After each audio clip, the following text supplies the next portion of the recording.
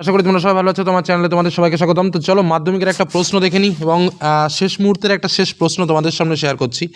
এমন প্রশ্নটা যেটা না শেয়ার করলে নয় এবং ভেরি ইম্পর্টেন্ট প্রশ্ন। দেখা গেল কালকে পরীক্ষার হলে তোমরা এরকম প্রশ্ন একদম হুবহু মিলে গেল। তো চলো দেখে নেওয়া যাক প্রশ্নগুলো, তার সঙ্গে একটু দেখে নাও উত্তরগুলোর সঙ্গে আমরা আলোচনা করব। এমসিকিউ এসকিউ টাইপের যে প্রশ্নগুলো রয়েছে। প্রথম প্রশ্ন, এদিকে বাড়িতে তপনের নাম হয়েছিল কি? উত্তর হচ্ছে কবি, সাহিত্যিক, কথাশিল্পী। আমি জাস্ট অ্যান্সারটা শেয়ার করছি, সময় আমাদের হাতে অল্প। পরবর্তী প্রশ্ন, সে কি মুষলধারে বর্ষণ? কত ঘন্টার বিশ্রামের পর বর্ষণ শুরু হয়েছিল? উত্তর হচ্ছে 3 ঘন্টা। পরবর্তী প্রশ্ন, ক্ষণকাল মৌন থাকিয়া কহিলেন, মৌন থাকা ব্যক্তিটি কে? জগদীশবাবু, নিমাইবাবু, গিরিশ মহাপাত্র নাকি অপূর্ব? উত্তর হচ্ছে নিমাইবাবু। অট্টরোলের হট্টগোলে স্তব্ধ কি? স্তব্ধ চরাচর। সমুদ্র নিরুপতি সুতা, সুতা শব্দের অর্থ কী? সূত্র শব্দের উত্তর হচ্ছে কন্যা। কুন্তক ছদ্মনামে সাহিত্য রচনা করেছেন কে? শঙ্খ ঘোষ, নিখিল সরকার, রবীন্দ্রনাথ ঠাকুর নাকি জয় গোস্বামী? উত্তর হচ্ছে শঙ্খ ঘোষ। সেসব ফাঁকি মাত্র, ফাঁকি হলো কি ফাঁকি? টেবিলে সাজানো দোয়াত কলম, সেটাই কিন্তু হলো ফাঁকি। চলন্তিকা কি? চলন্তিকা হলো বাংলা অভিধান। কলকাতা বিশ্ববিদ্যালয়ের পরিভাষা সমিতি কবে গঠিত হয়? উত্তর 1936 সালে। দ্বিকর্ম ক্রিয়ার প্রাণীবাচক কর্মটিকে কি বলা হয়? উত্তর হচ্ছে গৌণ কর্ম। আমি জাস্ট অ্যান্সারগুলো বলছি। বেলা যে পড়ে এলো, জলকে চল, এই জলকে চিহ্নিত কোন পদ? উত্তর হচ্ছে নিমিত্ত কারক। কোন কারক? উত্তর নিমিত্ত কারক। ব্রীহি, ব্রীহি শব্দের অর্থ কি? বহুব্রীহি থেকে সেই ব্রীহি, ব্রীহি শব্দের অর্থ হলো ধান। কোন সমাসের পূর্বপদ অব্যয় হয়? উত্তর হচ্ছে অব্যয়ীভাব সমাসে। ষোড়শ এই সমাসবদ্ধ পদের ব্যাসবাক্য কী হবে? ষোড়শ মানে ষট অধিক 10। পরবর্তী প্রশ্ন, বাক্যের ক্রিয়াভাগের নিয়ন্তা বা দণ্ডমুণ্ডের কর্তা কাকে বলা হয়? উত্তর হচ্ছে ক্রিয়াকে বলা হয়। গঠন অনুসারে বাক্য কত প্রকার? গঠন অনুসারে বাক্য 4 প্রকার। কর্মবাচ্যের কর্তাকে কি বলা হয়? কর্মবাচ্যের কর্তাকে বলা হয় অনুক্ত কর্তা। এবার আসবো এসকিউ টাইপের প্রশ্ন। পৃথিবীতে এমন অলৌকিক ঘটনাও ঘটে, কোন ঘটনাকে অলৌকিক বলা হয়েছে? এই যে তপনের লেখা গল্প ছাপা হয়ে প্রকাশিত হবে, এটা ছিল তপনের কাছে কল্পনার বিষয়। ফলে মেশোর হাতে সন্ধ্যাতারা পত্রিকা দেখে তপনের বুকের রক্ত ছলকে ওঠে এবং তার যে লেখা গল্প সে যে ছাপা হয়ে হাজার হাজার ছেলের কাছে ঘুরবে তপনের কাছে, এটাই কিন্তু অলৌকিক বিষয়। দ্বিতীয় প্রশ্ন, এটা আমার প্রাণের অনুরোধ। বক্তা কোন অনুরোধকে প্রাণের অনুরোধ বলেছেন? বক্তা জগদীশবাবু নিজের বাড়িতে আগন্তুক বিরাগীজিকে কয়েকটা দিন থেকে যাওয়ার জন্য অনুরোধ করেছিলেন এবং তাকেই তিনি তার প্রাণের অনুরোধ বলেছিলেন। পরবর্তী কোশ্চেন, আমারও তো তাই বিশ্বাস। বক্তার কি বিশ্বাস? বক্তার বিশ্বাস যে গিরিশ মহাপাত্র অপূর্বকে এই কথাগুলো বলেছিল যে কপালের লেখা কখনো খণ্ডানো যায় না। অপূর্বও তখন এই কথা সম্মতি জানিয়েই কিন্তু এই উক্তিটি করেছিল। পরবর্তী প্রশ্ন, অমৃত ও ইসাফ হাত ধরাধরি করে গ্রামের ধারে কি দেখতে গিয়েছিল? গ্রামের ধারে দেখতে গেছিল সেই বাবা মায়ের প্রহারের হাত থেকে অমৃত আর ইসাফ হাত ধরাধরি করে হোলির সময় সেখানকার বাজি আর বুড়ির বাড়ি পোড়ানো দেখতে গিয়েছিল। 30 বছরের নদের চাঁদের কোন ব্যাপারটা একটু অস্বাভাবিক? যেটা হচ্ছে এই বয়সে নদীর প্রতি তার ভালোবাসা ও আকর্ষণ, সেটাই কিন্তু অস্বাভাবিক। পরবর্তী প্রশ্ন, তারা আর স্বপ্ন দেখাতে পারলো না, কাদের কথা বলা হয়েছে? এখানে সেই মন্দির থেকে উল্টে পড়া হলুদ দেবতারা যারা দীর্ঘদিন ধ্যানে নিমগ্ন হয়েছিল তাদের কথা বলা হয়েছে। তারা আর স্বপ্ন দেখাতে পারলো না। আমাদের পথ নেই কোনো, কাদের কথা বলা হয়েছে এখানে? এখানে মানে একটু ব্যাখ্যামূলকভাবে লিখবে যে আয়ারও বেদয়ে থাকে কবিতায় রাষ্ট্র, সমাজ ও ইতিহাসে উপেক্ষিত সর্বহারা শ্রেণীর মানুষগুলোর কথা বলা হয়েছে। এলো মানুষ ধরার দল, দলটির পরিচয় দাও। এখানে মানুষ ধরার দল বলতে সেই আফ্রিকা কবিতায় যে সভ্যতা গর্বী লোলুপ স্বভাবের ইউরোপীয় যে মানুষ দল যারা মানুষের ওপর অত্যাচার করত, তাদেরকেই কিন্তু মানুষ ধরার দল বলা হয়েছে। সপ্ত মহাসিন্ধু দোলে, কিভাবে সপ্ত মহাসিন্ধু দোলে? এটা হচ্ছে বিশ্বপিতা মহাকালের জটা দিগন্ত ব্যপ্ত হয়েছে এবং দেশবাসীর বিপন্নতায় মহাকালের বিন্দু বিন্দু নয়ল জল ঝরে পড়ছে সপ্ত মহাসিন্ধুতে এবং প্রবল জলোচ্ছ্বাসে তা দুলে দুলে উঠছে। রত্নাকর রত্নোত্তমা ইন্দিরা সুন্দরী আলোচ্য চরিত্রটির পরিচয় দাও।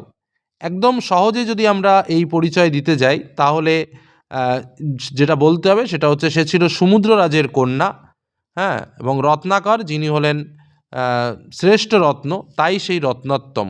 ঠিক আছে, রত্নাকর রত্নোত্তমা হচ্ছে সমুদ্ররাজের কন্যা লক্ষ্মী দেবী।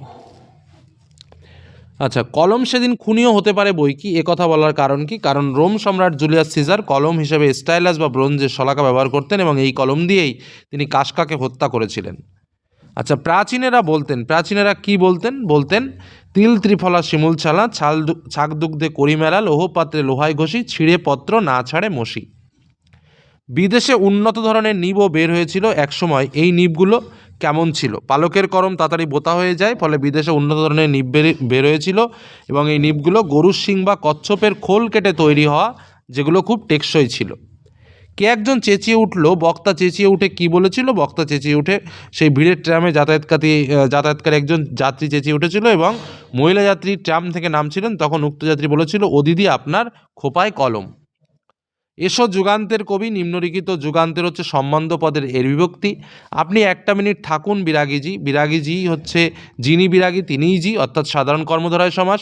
প্রযোজ্য কর্তার বাক্য উদাহরণ দাও, যেমন মা শিশুকে চাঁদ দেখাচ্ছে, এখানে শিশুকে হচ্ছে প্রযোজক কর্তা। আচ্ছা, উপমিত কর্মধারয় সমাসের ব্যাসবাক্যের গঠন লেখো, যেমন তোমার বলতে পারো নয়ন কমল, হ্যাঁ, নয়ন কমলের ন্যায়, এটা হচ্ছে উপমান উপমেয় সদৃশ্যবাচক শব্দ থেকে এসেছে। আচ্ছা, উপপদ তৎপুরুষ সমাস কাকে বলে? উপপদ তৎপুরুষ যে সমাসে উপপদের সঙ্গে কৃদন্ত পদের সমাস হয় তাকে উপপদ তৎপুরুষ সমাস বলে, যেমন কর্ম যে করে সে হচ্ছে কর্মকার। একশেষ দ্বন্দ্বের উদাহরণ, আমি তুমি ও সে ইকুয়াল টু আমরা। কি বললাম? আমি তুমি ও সে ইকুয়াল টু হচ্ছে আমরা, এটাই কিন্তু হচ্ছে একশেষ দ্বন্দ্বের উদাহরণ। আমি তুমি আর একটা হচ্ছে সে, এটাকে যোগ করলে যেটা হয় সেটাই হচ্ছে একশেষ দ্বন্দ্ব। ঠিক আছে, তারপরে কোশ্চেন, সম্বন্ধ পদ কেন কোনো কারক নয়? কারণ ক্রিয়ার সঙ্গে প্রত্যক্ষ সম্পর্কহীন পদ হলে সেটা সম্বন্ধ পদ হয় এবং এগুলো বাক্যে অন্য কোনো পদের সঙ্গে সম্বন্ধ রচনা করে না বলে এরা কারক বা পদবাচ্য নয়। পরবর্তী কোশ্চেন, উপমান কর্মধারায় ও রূপক কর্মধারায় সমাসের মধ্যে পার্থক্য কী? উপমান কর্মধারায় আর রূপক কর্মধারায় সমাসের মধ্যে মূল পার্থক্য হচ্ছে, উপমান কর্মধারায় সমাসে উপমান এবং উপমেয় চিহ্নিত করা যায়, কিন্তু রূপক কর্মধারায় সমাসে অভেদ কল্পনা করা হয়। বা বলতে পারো, উপমান কর্মধারায় সমাসে সাধারণ ধর্ম থাকে, কিন্তু রূপক কর্মধারায় সমাসে সাধারণ ধর্ম থাকে না। পরবর্তী প্রশ্ন, অনুসর্গের অপর দুটির নাম কি? পরসর্গ এবং কর্মপ্রবচনীয়। তারপর হচ্ছে, সে প্রতিদিন নদীকে দেখে। আচ্ছা, নিম্নরেখ পদটির, নিম্নরেখ মানে এখানে ধরো প্রতিদিন, ঠিক আছে, এখানে প্রতিদিন, তাহলে প্রতিদিন কি হবে? কারক ও সমাসের নাম। আচ্ছা, কারক যদি করা হয় তাহলে প্রতিদিন স্থান অর্থাৎ সময় অর্থাৎ অধিকরণ কারকের শূন্য বিভক্তি, আর সমাস করলে প্রতিদিন মানে হচ্ছে দিন দিন, দিন দিন মানে হচ্ছে তোমার অব্যয়ভাব সমাস। এবার আমরা চলে আসবো 3 মার্ক বা অন্যান্য কোশ্চেনগুলো কেমন এসে। 3 মার্কে দেখো, মেশোর উপযুক্ত কাজ হবে সেটা কোনটি? কেন মেশোর উপযুক্ত কাজ হবে? সে প্রায় কাঁদিয়া ফেলেছিল। সে কী কারণে প্রায় কেঁদে ফেলেছিল? নেমে এলো তার মাথার ওপর। কী নেমে এলো? নেমে আসার তাৎপর্য কী? বৈথানিত হচ্ছে কেশ বেশ কার কেন এরকম অবস্থা হয়েছিল? 5 মার্কের প্রশ্ন, আমাদের তিনি আত্মীয় শুভাকাঙ্ক্ষী, তিনি তাই বলে আমাদের দেশের চেয়ে তো তিনি আপনার নন। কে কার সম্পর্কে এই মন্তব্য করেছেন? এই উক্তির আলোকে বক্তার মনোভাব আলোচনা করো। এবার মারিত গণ্ডার লুটিত ভাণ্ডার, কে কোন প্রসঙ্গে মন্তব্যটি করেছেন, তার উদ্দেশ্য কি শেষ পর্যন্ত সফল হয়েছিল, গল্প অবলম্বনে ব্যাখ্যা করো। তোরা সব জয়ধ্বনি কর। কাদের উদ্দেশ্যে কবির এই আহ্বান? এই আহ্বান কতবার ধ্বনিত হয়েছে? এই আহ্বান পুনরাবৃত্ত হওয়ার কারণ কি? অস্ত্র ফেলো অস্ত্র রাখো গানের দুটি পায়ে কোন মূল কাব্য থেকে নেওয়া হয়েছে? আলোচ্য কবিতার নামকরণের সার্থকতা আলোচনা করো। আমাদের আলংকারিকগণ শব্দের ত্রিবিধ কথা বলেছেন। ত্রিবিধ কথাগুলো কী কী? উদাহরণসহ এই ত্রিবিধ বিষয়টি বুঝিয়ে দাও। আমরাও কালি তৈরি করতাম নিজেরাই কোন রচনার অংশ? লেখকরা কীভাবে কালি তৈরি করতেন? কম বেশি 125 শব্দে নাটক থেকে প্রশ্ন, বাংলার এই দুর্দিনে আমাকে ত্যাগ করবেন না, কাদের উদ্দেশ্যে কথা বলা হয়েছে? কোন দুর্দিনের জন্য তার এই আবেদন? মনে হয় ওর নিঃশ্বাসে বিষ, ওর দৃষ্টিতে আঙ্গুন, ওর অঙ্গ সঞ্চালনে ভূমিকম্প, কে কার সম্পর্কে এই মন্তব্য করেছে? তার সম্পর্কে বক্তার এরূপ মন্তব্যের কারণ কি? কোনির প্রশ্ন, খাওয়ায় আমার ডায়েটিং নেই, লোভ নেই, ডায়েটিং করি। কার খাওয়ায় লোভ নেই? তার ডায়েটিংয়ের পরিচয় দাও। কোনি মাদ্রাজ যাওয়ার মনোনয়ন অবশেষে পেল, মাদ্রাজ যাওয়ার কারণ কি ছিল? এই মনোনয়ন পাদ প্রবণেন্দু বিশ্বাসের ভূমিকা কীভাবে, প্রবণেন্দু বিশ্বাসের ভূমিকা আলোচনা করো। 4 বছরের মধ্যে প্রজাপতি ডানা মেলে দিয়েছে, প্রজাপতি কি? প্রজাপতি কার প্রচেষ্টায় কীভাবে ডানা মেলল? একটা বঙ্গ অনুবাদ রয়েছে, এডুকেশন হ্যাজ নো এন্ড, পড়াশোনার শেষ নেই, so we should keep up reading, আমাদের পড়াশোনা চালিয়ে যাওয়া উচিত। Many young man close their books so when they have taken their degrees and learn to more, যখন অনেক মানুষ তারা তাদের বই খাতা বন্ধ করে দেয়, যখন তারা তাদের ডিগ্রি অর্জন করে নেয় এবং মনে করে শেখার আর কিছু নেই। Therefore they were soon forget all they ever learned, তো স্বাভাবিকভাবে তারা খুব তাড়াতাড়ি সমস্ত কিছুই ভুলে যায় তারা যেগুলো শিখেছিল। তারপরে রয়েছে যথারীতি সংলাপ প্রতিবেদন, অনলাইন ক্লাসের ভালো মন্দ নিয়ে সংলাপ, আর প্রতিবেদন রয়েছে শিক্ষক দিবস পালিত হলো স্কুলে সে বিষয়ে, রচনা রয়েছে যেটা বাংলার উৎসব, দেশ ভ্রমণের প্রয়োজনীয়তা, বিজ্ঞান ও কুসংস্কার, পরিবেশ দূষণ ও তার প্রতিকারে ছাত্র সমাজ।